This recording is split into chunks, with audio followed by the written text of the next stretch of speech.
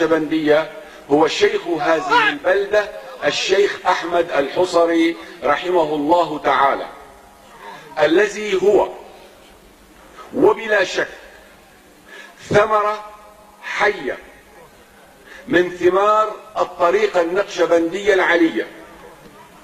فكلنا يعلم أن هذا الرجل الصالح قد تربى على يد شيخنا أبي النصر، وبايع شيخنا في مجلس عام شهد الناس بقوة الروح عند السادة النقشبنديين، ورأوا أمام أعينهم كيف استطاع الشيخ أبو النصر أن يتحول بالشيخ أحمد الحصري وزميله الشيخ محمد الحامد رحمهما الله تعالى، كيف تمكن الشيخ أبو النصر في جلسة واحدة أن يقلب المفاهيم ويصححها في عقلي هذين الرجلين المخلصين.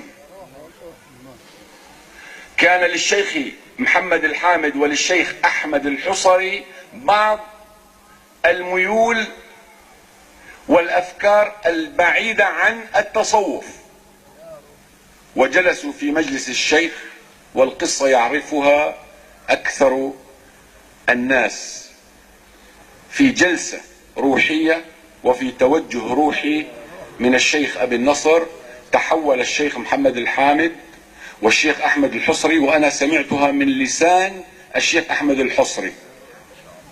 زرناه هنا في المعرة في أواخر حياته وتحدث لنا بهذه القصة، وكيف أن الشيخ أبو النصر توجه إلى قلبه الشريف، وقامت الأحوال وتحركت الأفئدة واضطربت أمور الشيخين، وأخذهما الوجد وبدأا يرقصان ويضطربا ويختلجا في مجلس الشيخ.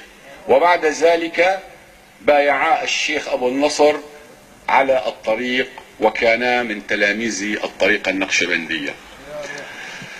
أيها الإخوة، إذا أراد الإنسان أن يختصر الحديث ولا يطيل وأن يتكلم بالكلمات المفيدة فقط، نقول إن وجود رجال من أهل العلم وأهل الفضل وأهل المعرفة بالشريعة وأهل التقى وأهل الصلاح، وجود أمثال هؤلاء الرجال في طريقة نقشبندية أو في طريقة صوفية هو إعلاء لهذه الطريقة ودليل على صحة المنهج.